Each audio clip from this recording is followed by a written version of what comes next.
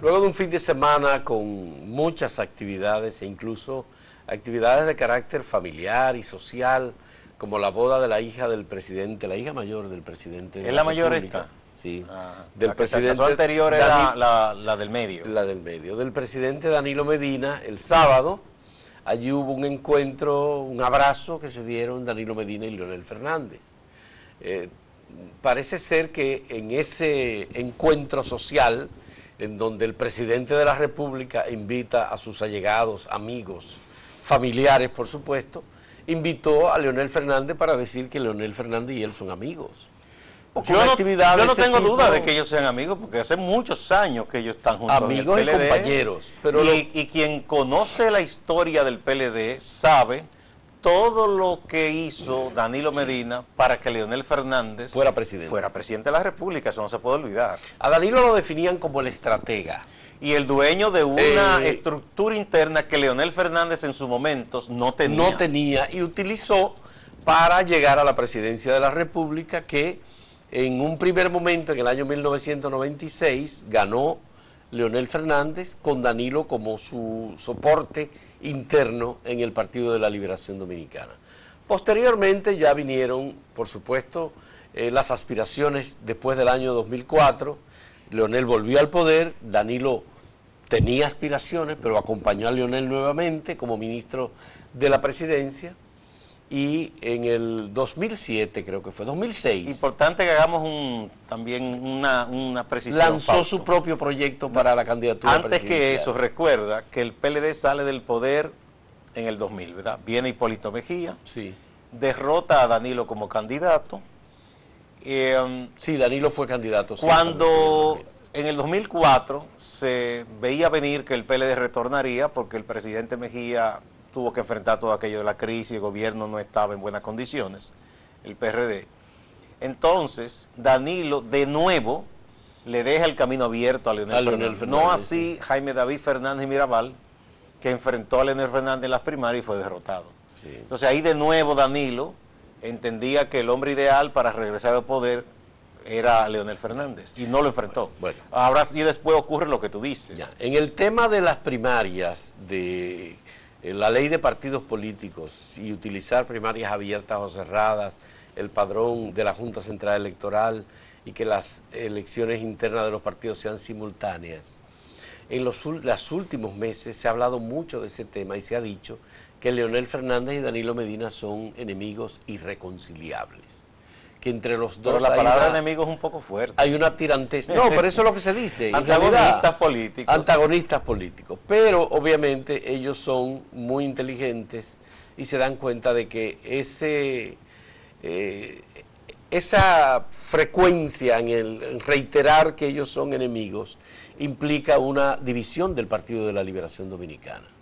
Porque son dos fuerzas políticas las que se mantienen coexistiendo, lo que le ha permitido al Partido de la Liberación Dominicana mantenerse en el poder. Ahora, se dice que Danilo no quiere que Leonel vuelva al poder y que por tanto no va a favorecer la elección de Leonel Fernández como candidato para el año 2020. Y mucho menos quiere Leonel Fernández y su gente que Danilo si no en persona, a través de otro candidato danilista, prosigue el danilismo en el poder. Bueno, pero simbólicamente están transmitiendo el mensaje de que no hay tal división en el PLD. Que hay armonía, que ellos son no capaces es un de acto ponerse político, de acuerdo, sino una actividad privada del presidente a donde se invitó a Leonel Fernández. Es decir, el gesto es de Danilo y su familia al invitar a Leonel, pero también el gesto es de Leonel al aceptar la invitación y acudir. Y no abrazar solo a la novia y al novio, que se casaban, sino también darle el abrazo al presidente Danilo Medina. A su amigo de muchos años. Ya. Aunque en este momento tengan distanciamiento. Yo pienso que todo lo de la invitación, que es un gesto de amistad, de distinción, todo eso cabe dentro de lo normal, más allá de la lectura política. Ahora, lo que pienso que no es casualidad es la fotografía. No. Yo pienso que ese fotógrafo estaba bien orientado de cuando ocurriera ese acercamiento, se tomara la foto, y la difusión de la fotografía obviamente es un hecho eminentemente político, que conviene. El PLDista sabe hacer política, por eso está en el poder. Bueno. Ellos saben hacer política de todo tipo. Entonces, lejos de mostrar en estos momentos, porque hay preocupación dentro del PLD de mucha gente que dice van a dividir el partido. De hecho, te pienso que Le Montaz, que es un alto dirigente, lo dijo reciente, hace horas apenas, podríamos decir 72 horas, dijo, si el PLD no se une, perderá el poder. Y otros han advertido Algunos eso. lo han dicho eso como Entonces, una forma ellos están mandando ese mensaje de que no, sí tenemos diferencia, como dijo Reinaldo, diversidad de criterios, pero estamos unidos. ¿Cuánto de esto sea verdad o mentira? Los hechos posteriormente lo dirán, porque una cosa es que ellos no sean enemigos, yo no creo que son enemigos, tienen ese antagonismo por diferencia política, pero a la hora de las horas, los políticos no apuestan a aquello que no les beneficia. Mira una cosa, independientemente de que se haya dado el abrazo no quita las diferencias entre Danilo y Leonel. El hecho de que se hayan dado un abrazo no significa que se borren las cuestiones de carácter político. Creo que hay un artículo hoy de Leonel Fernández hablando de la... En su columna Observatorio Global. Observatorio Global, hablando de la historia de Ícaro. El personaje mitológico que quiso volar con unas alas. Que quiso volar con alas de cera. De cera. Y el sol se la derritió y se precipitó. Supuesto. Exactamente. Es un símil lo que Leonel hace, lo que además es una reiteración de planteamientos que ya Leonel ha hecho sobre el futuro político del Partido de la Liberación Dominicana con Danilo Medina. Siempre en parábolas, en símiles, el presidente... No, pero hubo un artículo que él escribió sobre la primaria ahí, que fue muy claro y muy directo. Pero cuando se refiere a criticar a alguien dentro de su partido, o a por lo menos hacerle una advertencia, siempre es de manera indirecta que lo hace. Él no quiere herir, parece. Ya. Mira, hoy hay un almuerzo de confraternidad del Comité Central del Partido y del Comité Político de la Liberación Dominicana. Sí, porque todos los miembros del comité político son miembros del comité central. Pero bueno, el comité central que exactamente. Me imagino que no son más de 600 personas. Sí, no creo que sean todos, porque sería un banquete. Bueno, pero deben estar convocados todos los miembros. ¿Y dónde será en el Estadio Olímpico entonces? No, en la casa nacional del Partido de la Liberación Dominicana. ¿Cabrán todos allí? Bueno, habrá que ver cómo que lo ya son 3 casas unidas, ¿verdad? Son 3 casas, sí, seguro que han contratado un buen servicio de camarero y todo. En medio de esto es el almuerzo por el 44 aniversario del PLD, del Partido de la Liberación Dominicana, que el pasado viernes se cumplieron 44 años de la fundación del PLD. Fue en el año 1973, el 15 de diciembre. Y además del almuerzo de confraternidad que tiene el Partido de la Liberación Dominicana, hay propuestas en el sentido de que en el PLD se haga un plebiscito sobre las primarias. ¿Qué prefieren los PLDistas? ¿Si primarias abiertas o primarias cerradas?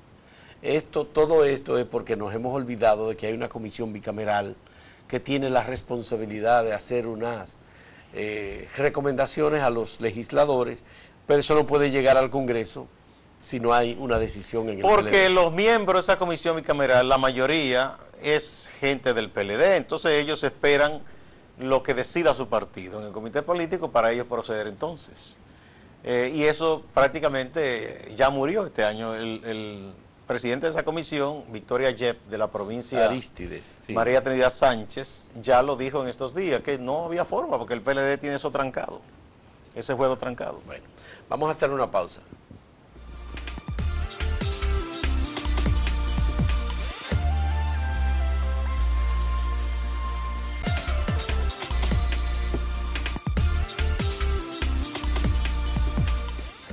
Bueno, siguiendo con lo que está ocurriendo en el país político, Fausto, y particularmente dentro del PLD, una de las quejas o denuncias que circulaba en los círculos PLDistas en los últimos días era que la gente de Leonel Fernández estaba como apartándose de los lineamientos y que estaba confeccionando una especie de padroncillo propio.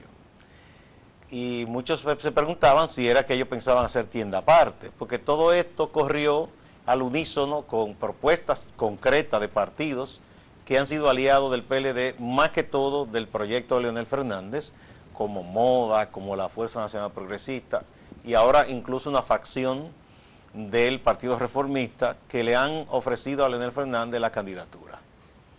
Recientemente, en conversación con el amigo, el ingeniero Guillermo Carán, él dijo, bueno, que nunca se podía decir nunca en política, que no hay nada formal al respecto.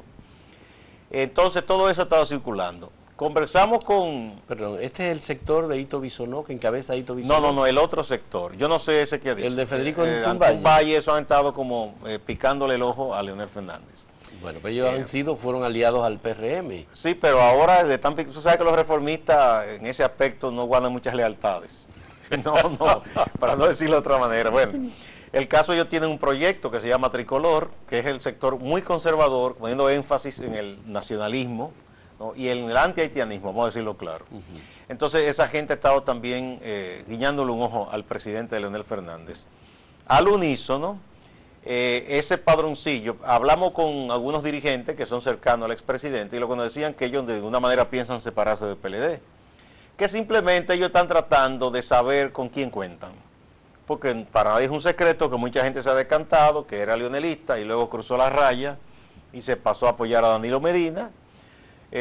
Otros que originalmente eran danilistas pasaron coyunturalmente a apoyar al presidente Fernández, han vuelto a redil de Danilo y ellos quieren saber con quién cuentan y con quién ellos tienen una lealtad asegurada.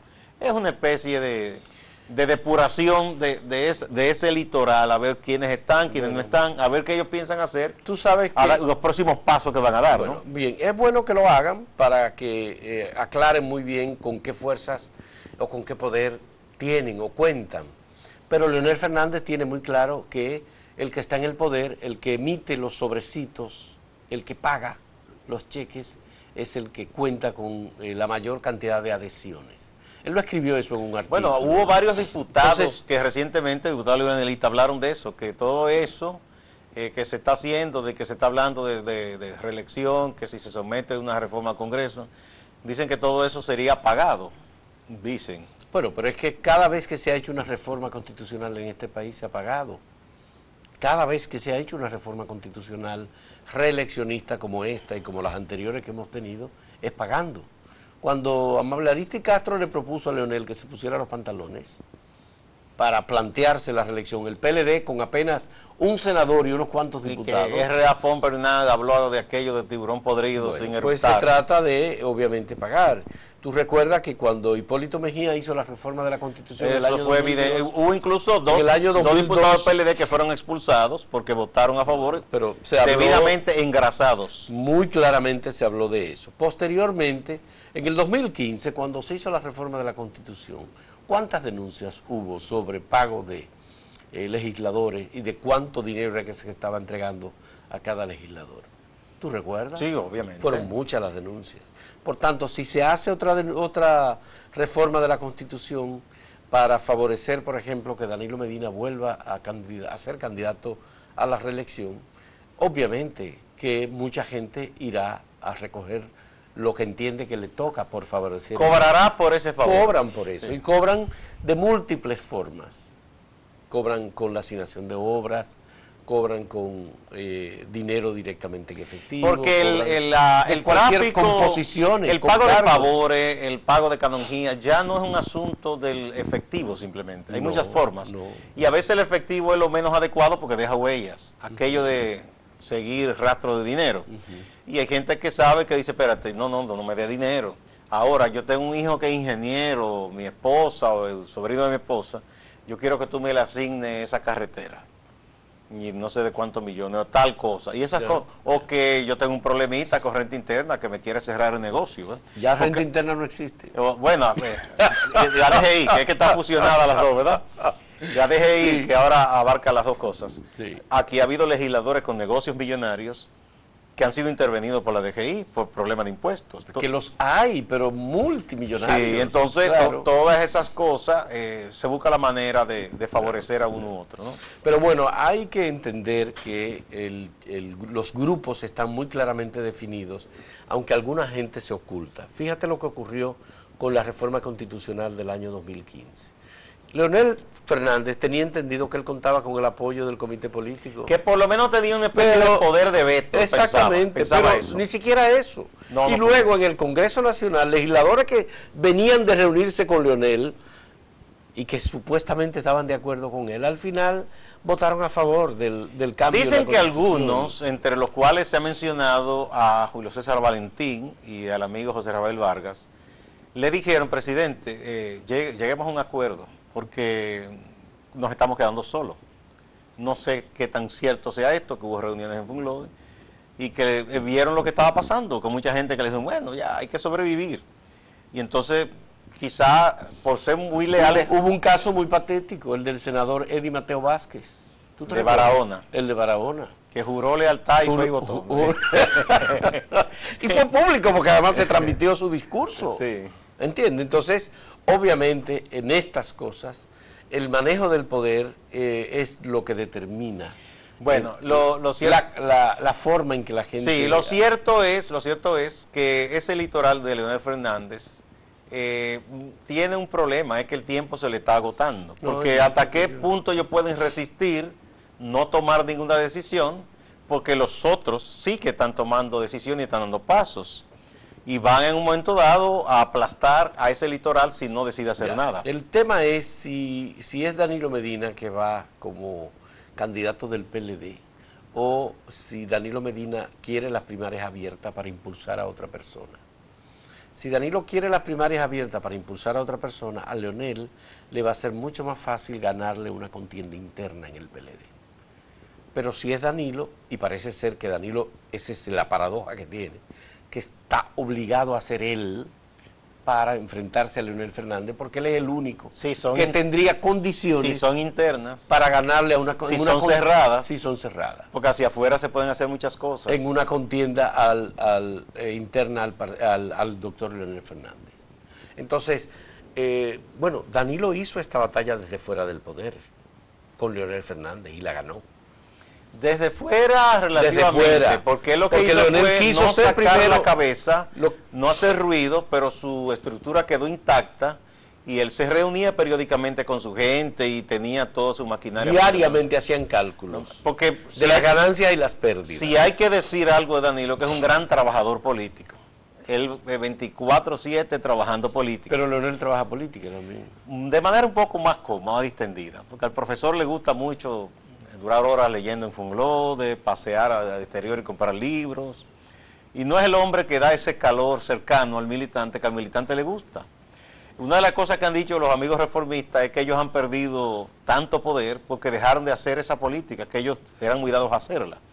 De que sabían los nombres de todos los compatriotas de ellos donde quiera, que casi otro tiempo iban y se tomaban un café juntos.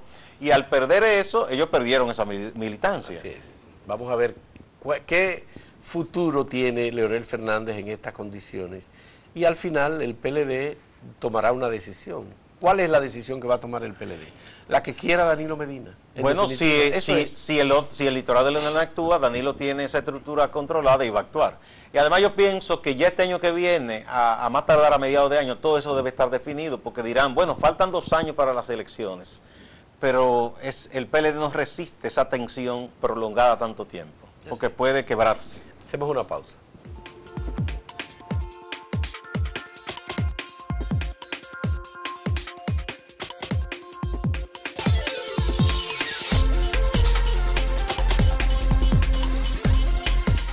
En el ámbito internacional, muchas informaciones. El presidente de Chile, el señor Piñera, Sebastián Piñera, acaba de ganar las elecciones de este domingo en segunda vuelta, con una diferencia notable con respecto a Guillier, el candidato del Frente Gubernamental y de la Convergencia, que era, por supuesto, la opción que se entendía tenía la posibilidad de recuperar, mantener el poder por parte de los grupos socialdemócratas.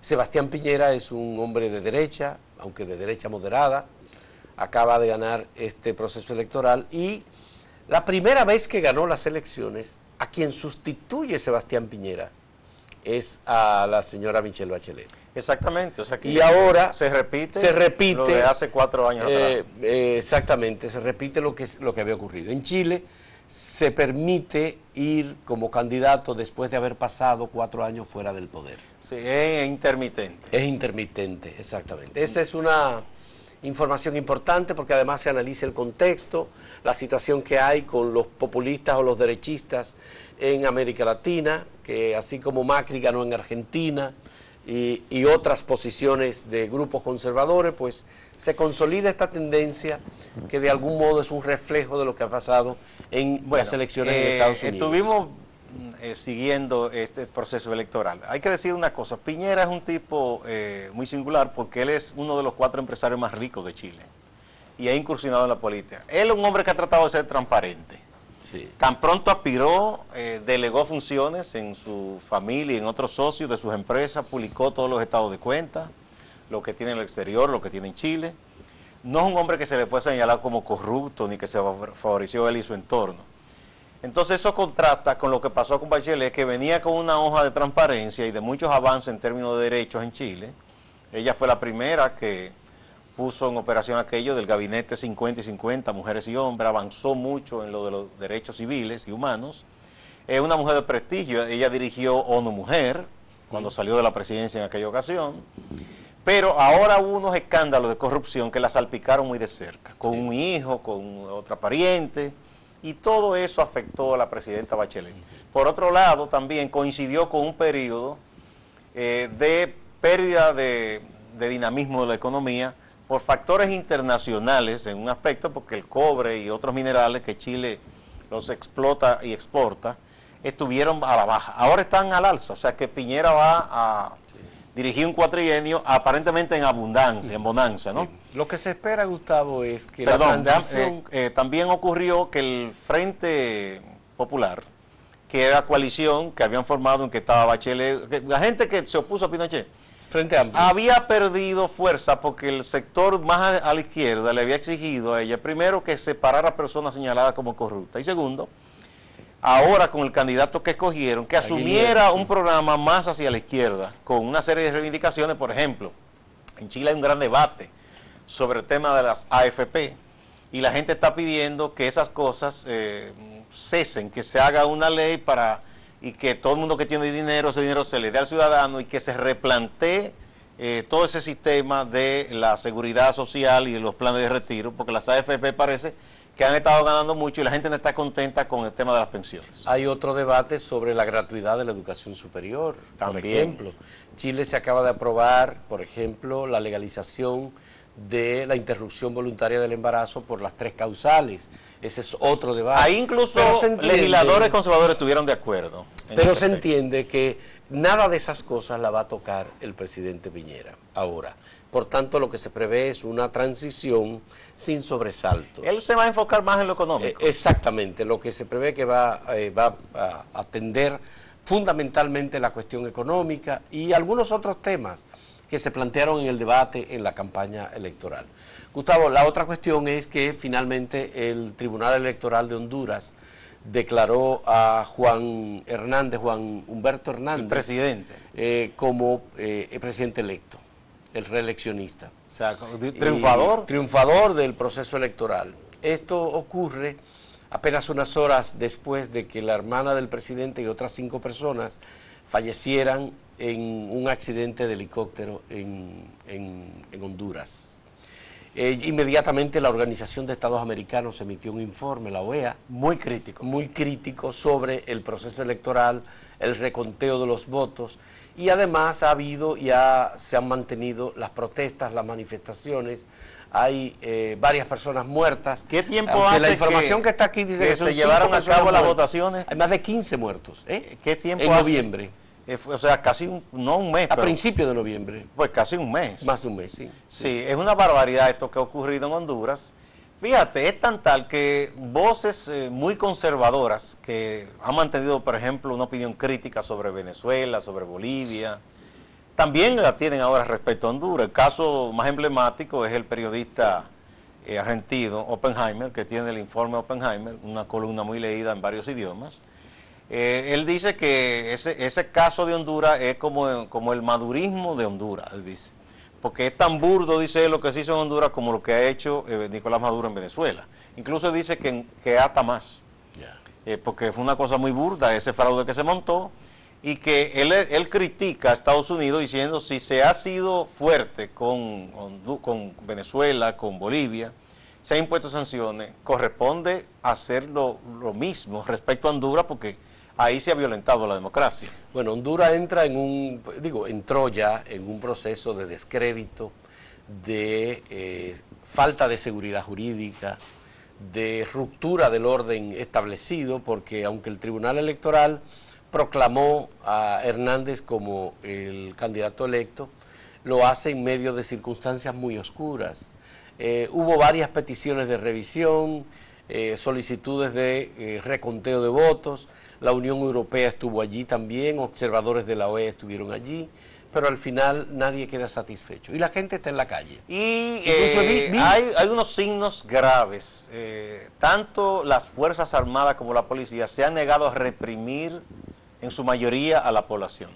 Eso quiere decir que ese gobierno no cuenta con esos cuerpos armados a su favor. Bueno, el otro tema, y no podemos dejar de mencionarlo antes de irnos, es que el presidente Pedro Pablo Kuczynski de Perú está en una situación difícil.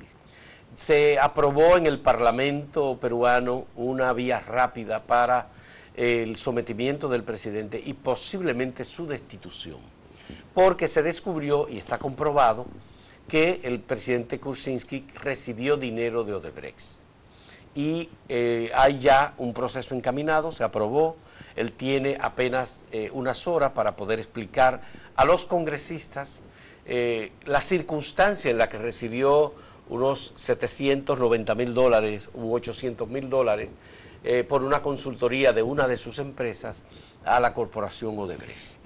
A él también se le ha censurado el hecho de que mintió, porque todo el tiempo dijo que nunca había tenido nada que ver. Entonces les fueron sacando y estos contratos de su empresa. Entonces sí, pero fue antes de yo aspirar a la presidencia.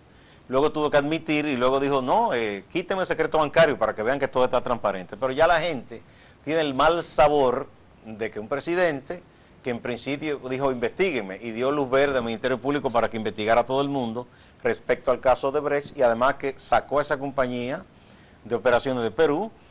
Sin embargo, él había ocultado eso, mintió, se le descubrió.